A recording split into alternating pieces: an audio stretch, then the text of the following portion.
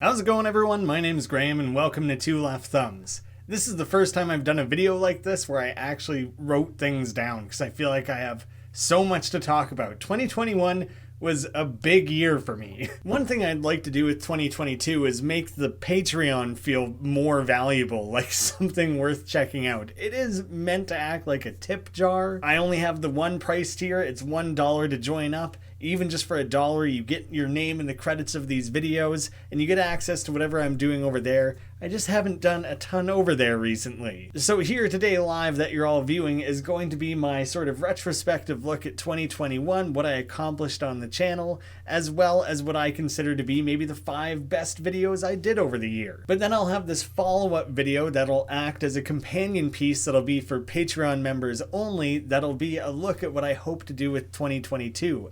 I have a lot of plans, both in YouTube and outside of it. In that video, I'm going to share plenty of teases of like really specific projects I'm working on, when I intend to release certain things, how I plan to map out and schedule the next year, because I do want things to be more predictable, like an ordering to the type of uploads I make. I'll save all that. I go in great detail there. This video is already plenty long, and hey, gave me a good excuse to plug the Patreons. That's how I'm breaking things up. Crazy milestones in 2021. This channel hit 100,000, and I just like the other day, months later, finally got the notification from YouTube that was like, check this box and we'll send you your play button. So I'm still waiting on that, don't have it yet, but that's like a thing that's happening. That's really crazy. This channel got a shout out over on Game Theory. If you are interested in a deep dive into Newgrounds history, go check out the channel Two Left Thumbs, who's already created literal hours of content documenting the numerous Easter eggs hidden throughout this game, alongside interviews with the original Flash creators of many of the series that it references. That's wild. That's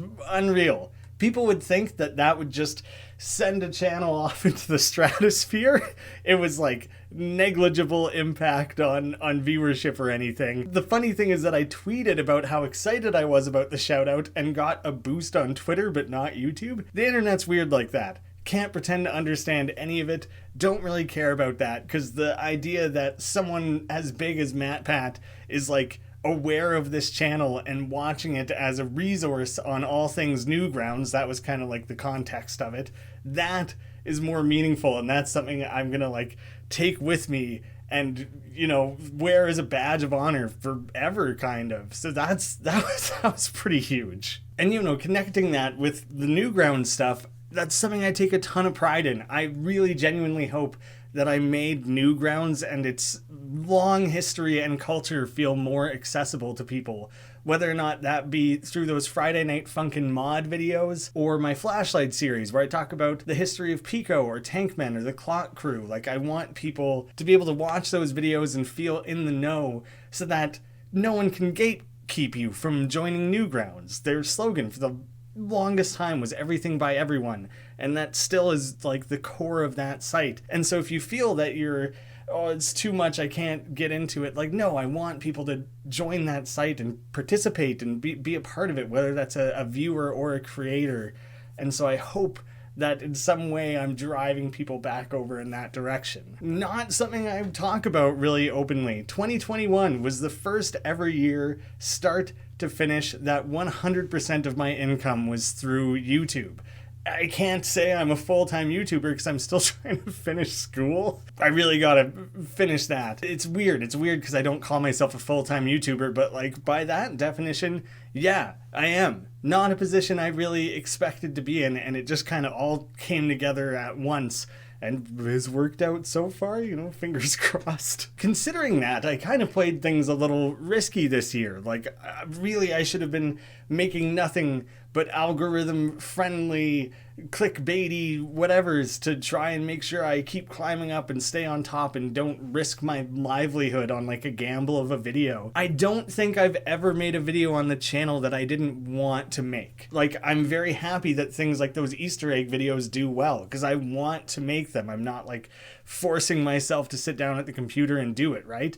But I have to do it in a way that is meaningful to me. And so I can't just pump those videos out endlessly, although I'm sure looking at the last few months, people will think it feels that way. So yeah, that's mind-boggling. I don't even know. I can't even talk about it too much because it's uncomfortable and you don't want to too exposed. I started working with video editors more often. Doing one video a week is an insane amount of effort. And the more I plan ahead, the more I can start, sending some of those out for other people to help out with. My friend Shauna Bunn helped with, I think, a couple videos this year. I was very happy with those. I started working for the first time with Wen D Johnson. That one I just kind of went out on like Fiverr, said I need a hand, that something connected there. We had a few really good conversations, came to realize we have like this insane overlap in our interests, and I've now worked with him like numerous times on the channel. Crazy happy with everything he's done. And so now I want to take this opportunity also to point people towards Wen's channel. He makes these cool stop motion videos. He's got these ones that are in the style of like old black and white horror movies. It's really cool, really creative stuff. Looking forward to working with him more because we just kind of click, and I love the humor that he adds to those videos through his edits. I think it makes everything he touches like that we've worked on together better. So I'm so excited to continue that forward. Getting ahead of myself for like future plans, but I really do hope to collaborate more in 2022. Like I want to work with more editors. That's really cool. But I also want to like make videos with other YouTubers, and I have maybe an iron in the fire for that. Hopefully that's something we'll see in the new year. I'm quite looking forward to it. I completely rebooted my Let's Play channel and just kind of changed everything there quite dramatically. There's now 3 channels. They've changed titles a few times across them. It was a little bit complex to get it to where it is, but I'm very happy with it now. 2 Left Thumbs. Here, all the stuff you're aware of. Video essays, Easter egg content, movie reviews, what have you, flashlight videos. Then Full Graham Plays, which is now just kind of an archive of my old Let's Plays. I'll continue to do live streams there of upcoming games, as well as kind of lesser edited videos whenever something looks interesting that I want to check out. So it's kind of like, the second channel that most YouTubers have. And then Graham Games is kind of the new focus of Let's Plays. We've gotten that to about 2,000 subscribers. It's like halfway to the monetizable watch time. That's been fun. I'm happy with that. I really think it highlights my personality in a way that becomes separate from the games themselves. So my hope is that you could watch literally any video on that channel. If you like it, you could watch any other video and like it just as much. It makes the game less important while hopefully still making the game seem fun and interesting, because I want people to play more indie games. Yeah, I'm hopeful to keep that up in the new year and hopefully make that more and more interesting and start to feel kind of like can't miss content. I don't know. I'm hopeful for it. We'll see how that goes. In the middle of the year, around July, I moved to a new place. This is the 5th place I've lived in the last 6 years. I want to say, no, that doesn't sound right. Oh my God, have I moved that often? Ugh. I don't even think I have photos of the first place I lived with some of the earliest YouTube videos I ever made. Didn't do any face cam, anything like that. It was a desk in the corner of a room. Then I moved in with a buddy, and it was a smaller desk in the corner of a smaller room. I moved again. I had a den that I operated out of. It was even smaller, and it just kind of didn't, it was boiling hot. It was so hot in that room. That wasn't very good. In the place after that, it was again a den, but it had closet doors on it, and it was directly attached to a living room. So if someone's watching TV, I can't really be recording a video. So that one kind of sucked. And finally, for the first time, I have a room that is a dedicated office. I've never had that before, and it's so amazing, and it's just been the craziest game changer. And so hopefully I will be here for many years. This is where I want to be now, and it's better than ever. So that's a huge change on my side of things. I got all my panels up, except some of them are missing. They fell down. Working on it. I uploaded 68 videos to this channel in 2021. I should have uploaded this video yesterday. Could have had 69.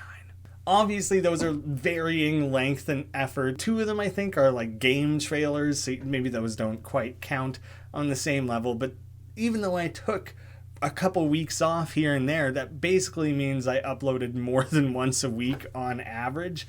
And so that feels really good. That feels consistent. That's like what I want to be aiming for. 24 of those videos took place in the last 12 weeks. So that's like 2 videos a week. That was really pushing the Deltarune Chapter 2 stuff while refusing to give up the variety content focus of the channel. So if I had to make a Deltarune video, then I wanted to balance that out as much as possible. I don't want people to lose track of or forget that this is a variety channel. And obviously people do anyways. Why is the Deltarune guy talking about Star Wars? Not a Deltarune channel, just happen to talk about it a lot. About 95% of the videos on this channel over the last 2 years are fully subtitled. That was a big undertaking, contracted that out, worked closely with people to get that done. That's something that I just think is important. It's such a shame that YouTube took away community submitted subtitles. That would obviously make things easier and cheaper, but I still want to have that accessibility. And, you know, sometimes I talk faster, mumble or whatever, so it's easier to just have it written out. And that's important to me, and I'm glad to have that mostly there. And hopefully I'll continue to add that, keep it up, and hopefully have 100% subtitled in the near future. You would think that would be a very easy process. Just take the script that you wrote and then drop it in the video. Boom, done. Not how I make videos. So much of the Easter egg stuff is mapped out like point form, and then the actual presentation of it is quite extemporaneous. And so then even the stuff that is heavily scripted, I have a really bad habit of going on tangents, or as I'm dictating it, it sparks something and then I need to follow that line of thinking, and then I trim it all down in the edit. But it usually means 30% of any given video, no matter how heavily scripted, is still kind of improv'd on some level. I'll change the wording of something on the fly, so I can't really like lift my scripts in that way, which makes things harder for me. But it also, I think, makes every video like a tad more personal and a little bit more like me on a plate. Here's how I would have made this video. And I think that's important on YouTube. You want videos to be made in a way that only you could have made them. I had by far my best ever month on YouTube in April 2020. Prior to that was like November 2018 or something around there. That's I think when Deltarune Chapter 1 dropped. That had been my best month ever. April 2020 was like a life-changing month, because I was really starting to worry. Oh, what have I done? Maybe I shouldn't have treated this like full time. I should probably have other work. I don't have enough of a safety net. That was such a crazy spike, like 4 million views in 1 month. That gave me enough runway to work with to really plan things out, take a breather, and space things in a way that was manageable for me, minimizing stress, feeling a little bit more financially secure, and getting me to a place today where I feel incredibly comfortable. And that singular month was just unreal. What a crazy wild ride. There were 3 videos this year that had 1 million views. That's nuts. One video hit like 2.5 million in like 24 hours or something. That was nuts. So yeah, that month is going to stand out in my brain for a long, long time. But also a super interesting example of how unreliable YouTube can be. I did 1 video on Friday Night Funkin', did very well. Did a second, that was the one that blew up. Did a third, did very well again. Did a fourth, tanked, gone, nothing. Yeah, it can be scary. So I'm glad I was in a more comfortable position by the time that video came along. Outside of YouTube, I released my first browser game in 5 years. Newgrounds snowboarding over on Newgrounds. That was so fun to collaborate with people again, to really like get my hands on drawing things, creating things, putting ideas out there. That game spent 10 years in the oven. If you play it, it's not going to feel like that. I documented the process of making it, and I'm going to put together like a mini documentary on it for the 1-year anniversary coming up in like May, I think it is. That was such a fun project for me, and I'm really happy that I took the time to kind of record that process, because it's going to show people this really simple feeling game takes so much effort. So I think that's going to be very interesting to share. keep an eye out for that, I guess. And obviously, bigger than that, the first ever Two Left Thumbs published game. Like, this channel is me. Two Left Thumbs is a brand. I am Graham. And I'm trying to make Two Left Thumbs more than just a YouTube channel. And one of the main things there is getting into game publishing. And Dead Estate is our first ever published game. Our meaning me and the developers, but Two Left Thumbs is still just me. That was such a crazy process. Now that game has like 1,000 positive reviews on Steam. It's sitting in that overwhelmingly positive category. People really have loved the game and been very supportive. We've been squashing bugs as much as we can. It's a small team, and people have been so patient with us with that, which is just incredible. I'll talk about that more in the future plans section, because that game is not done being supported. We're expanding it, hopefully going to start introducing console support. Like, so much more left to be done with that game, and so we have you guys to thank for giving it the support it needed to continue it forward to those next stages of its life. I want to talk about my top 5 videos of the year. I don't think I'm going to attempt to put them in order. Like, that just feels like an impossible task, because in some way all of them are like meaningful to me, because I don't make videos that I don't want to make. Maybe not all of them come out quite how you hoped.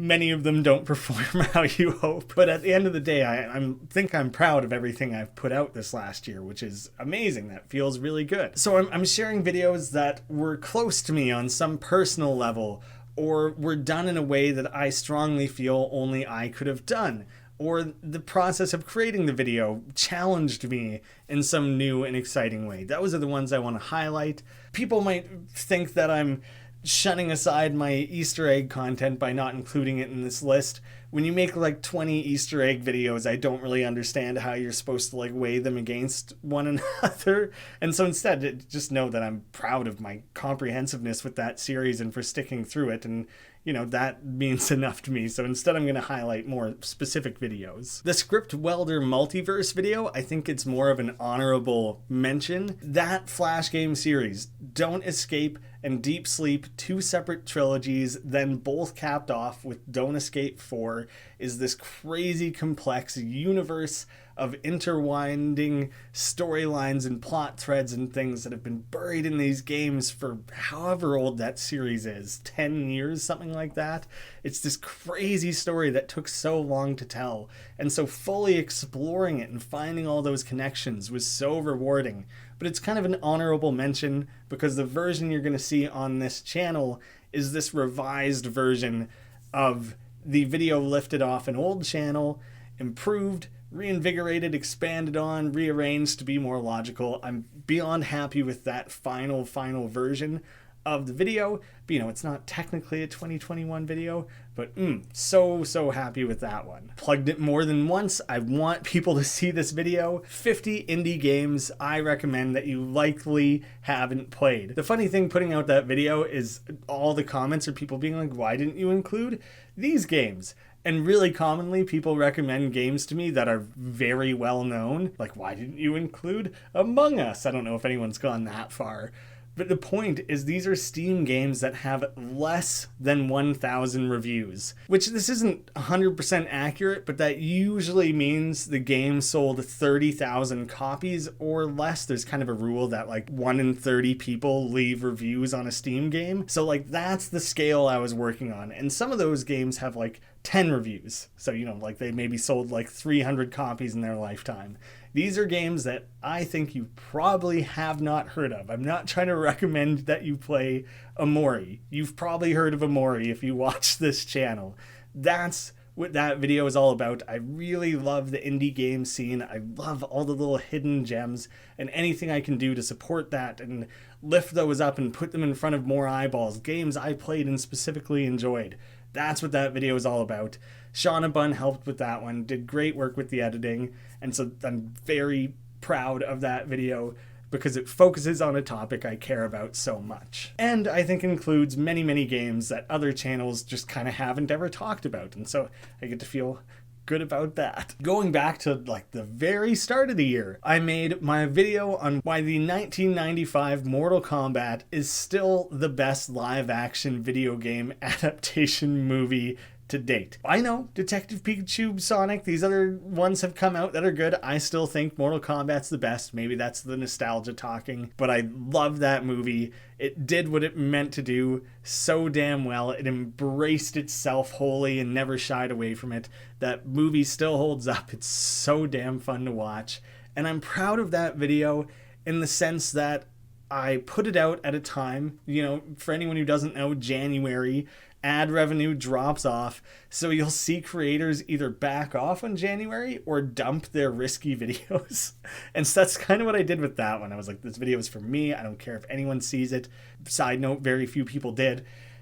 But I put it together with this mindset of like, this is what I want to talk about. I don't want to present it in some pretentious way that talks about how it changed Hollywood forever. I don't know what other approach there could have been, but I really appreciate that video and love what I did with it in the sense that I talked about it in such a personal way. And I think with the other video essays and reviews I'd done in the past, maybe I tried to be a little too like hoity-toity about it. I don't know if that's entirely true, but I liked the tone I struck with that video, and I think it kind of informed how I approach things that have come after it to make them a little bit more personal, and I guess worry less about how it's gonna stack up against other videos that other people have done, and just zoom in on my own thing. And I think that video is very important in my catalog of videos for that reason. The recent Fixing Star Wars video, I have to address that one because of how much work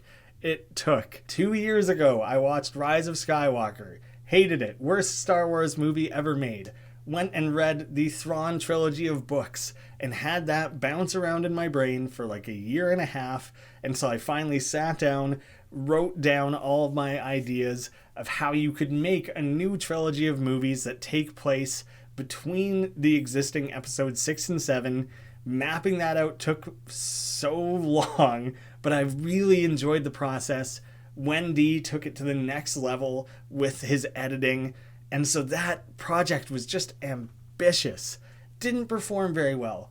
Don't care, because I am going to look back at that video forever, I think, and be happy with what I did with it. I think it was such a cool challenge, and I think it just came together exactly how I hoped it would, which is really awesome. I debated including my unadaptable Dune video. That video equally spent a lot of time in the oven. I'm still so happy with how it came together. So I don't know, it and the Star Wars video, I'm equally excited about both of those. As someone who grew up making Flash games, playing Flash games, being so strongly influenced by them, Flashlight still remains one of the things I'm probably most proud of and most personally connected to on this channel. I absolutely love making those mini documentaries on the history of these Flash games, series, developers, topics, all of it. I like want to be considered the Flash historian on YouTube. Most people would make a dedicated YouTube channel that does just that if that's like what their goal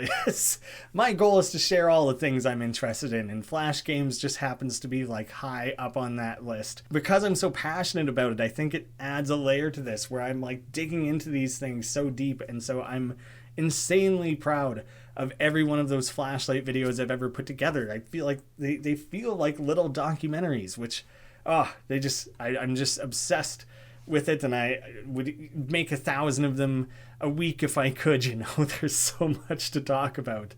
And I specifically want to point to the Fancy Pants Adventures one, because that was one of the first ever of these I ever did. I think it was actually the second, but the first one was like barely Flashlight. The Fancy Pants Adventures, first true Flashlight video I actually made. And then like 2 or 3 years later, I actually sat down, did a proper video interview with Brad Bourne, the creator of the series, fleshed out that like 11-minute video being like, Fancy Pants is cool, and very non-confidently poorly narrated, and turning it into like a 40-minute documentary.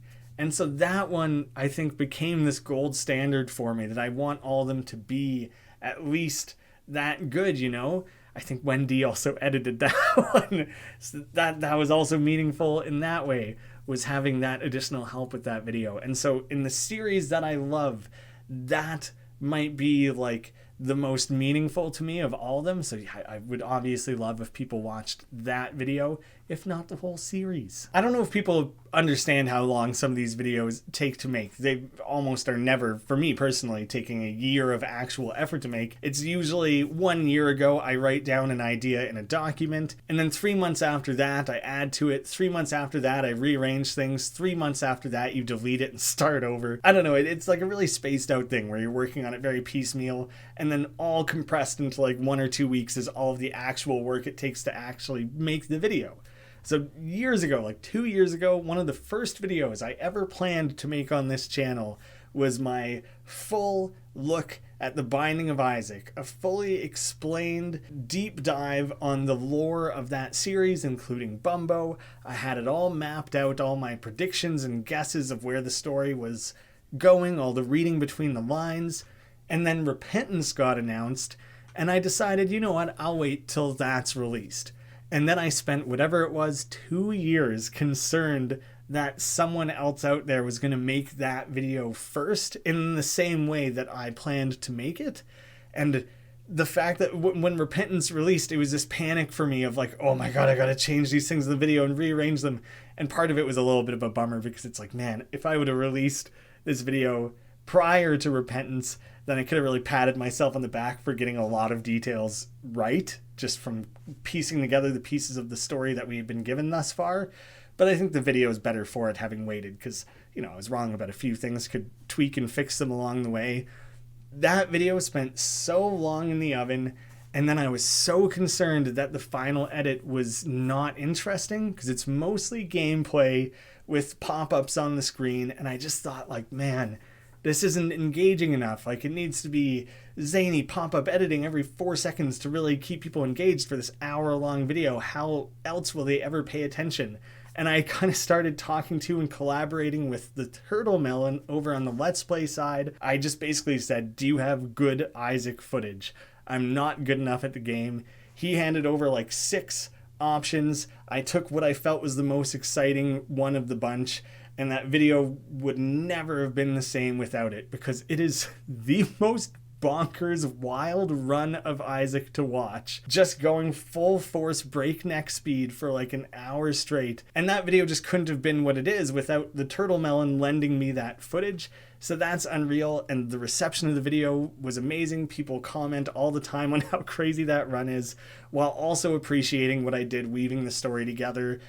Oh, I'm so excited that that video came together how I planned. A crazy thing, 1 second before rendering that video out, I realized I had accidentally omitted like one 10-minute section that would have broken the entire video. It wouldn't have made any sense. I was so happy that I caught that before I uploaded it. And maybe one thing to kind of round out my 2021, I think I really embraced the fact that I'm a very verbose, borderline rambly person. I tend to have a lot to say. I've definitely been called out for it many times by friends and such. Just kind of who I am. And so this instinct to make a video, this tight 14 minutes where I trim everything down really tightly and neatly, isn't me. And so instead making videos that are 30, 40, 60 minutes is more how I want to make videos. I don't want to waste your time for 60 minutes. I want to keep it focused on things and keep it exciting, introduce new ideas, present it in engaging ways. This video might not be the best example of engaging presentation, but it's a good example of being a chatty, wordy person. And so I kind of embraced that more this year, I think. And it's probably going to inform a lot of the channel moving forward. Videos should be as long as they need to be, is kind of my mentality. So if I have 40 minutes of things to say on a topic, that's how long the video is. I don't see any, there's no producers or anything. There's no one who's going to tell me you have to trim 15 minutes off this video or else it's not going to get likes or whatever, views. I don't know, maybe that's not the audience I'm targeting then. I'm going to target the people who care to watch a 60-minute video. So that's what I'm going to make. I don't know. And I've taken a lot of comfort in that this year with the types of stuff I've put together. I would love to support the Patreon more. One of the things I want to do is release these monthly update videos where I talk about how things went the last month, what I'm looking forward to the following month, and kind of have this rolling little mini versions of this video along the way, and kind of just maybe talking a little bit about my life and what movies I watched. I don't know. But I'm trying to do more there. That's like an entry point. That's like a once a month thing. I'll hopefully be doing polls on like which of these flashlight videos do you want to see first out of a list of 4 that I plan to make all of them, but like what order should I do them? Things like that. I want to make the Patreon feel more involved. You know, burying it this deep in the video, I'm not doing a very good job supporting it right now, but you know, I'm working on that. So 2021, a hell of a year. One thing I will spoil for that Patreon only video, because I'm excited about it and I want it to be known publicly. In the spirit of making videos I want to make, over the course of 2022, I am going to make videos reviewing the entirety of the MCU Infinity Saga. My plan is to group things, so like one video on a trilogy of Iron Man and then the Captain America trilogy, Thor trilogy, lumping them together in a way. My current plan is about 12 videos spaced out about 1 a month over the course of the year. I just love superhero movies and I want to talk about them. It feels really weird to get into that space when I really have so many creators already that I enjoy making those types of videos. The Cosmonaut Variety Hour, High Top Films, Full Fat Videos, Captain Midnight. There's a lot of people doing cool things in that space. And this year has given me the confidence that I can make videos on those movies in a way that hopefully no one else is doing, in a way that is distinctly Graham. And so that's something I want to talk about. And so I'm going to make room for it on the channel. And, you know, maybe beyond 2022, I'll get fully caught up and I can start like reviewing these movies as they come out sort of thing. But I kind of like that I'll be able to do this slow, spaced out, retrospective look at them, being able to look at how the series evolved over a contained trilogy, things like that. I think it'll be a crazy amount of fun, and I'm so eager for that. And while I definitely talk about movies on the channel already and have done odd comic book related content, if you look at some of the oldest videos on the channel, I have a decent amount of videos around comic book related topics. It just kind of got pushed to the side for a while. So it's always something I've been interested in, and in an effort for slowly rolling that out and easing people into that type of video on this channel, when I started spacing them out like once a month across the year, I decided this should kind of inform how I approach the channel for 2022. So ideally, I'll be on a rotating schedule that becomes very predictable and makes what you want to watch easier to find, I suppose. This isn't the exact order, but it'll be something like a video game related video, a comic book movie review, a flashlight video, and then like a wild card anything goes spot. And so ideally by the end of the year, there will be these 12 comic book videos on the entirety Infinity Saga. There will be 12 new flashlight videos. There will be 12 video essays and 12 others. You know, that's the approach I want to take. And I think that'll make it very easy for me to stay organized, plan ahead, and keep it like very stress-free as much as possible. It's still going to be a lot of work. So there you go. You got one teaser for what I got planned for 2022, but I'll save all the specifics and those larger goals for the Patreon video.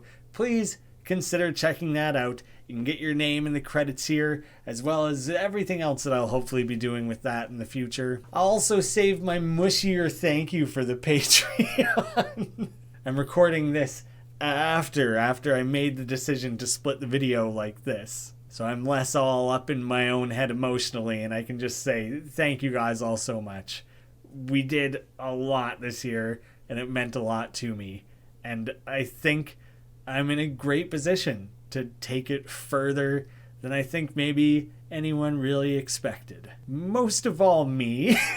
I don't know, everyone though. I don't know, I think it's going to surprise people. Thank you all so much for watching, and I hope to see you again soon.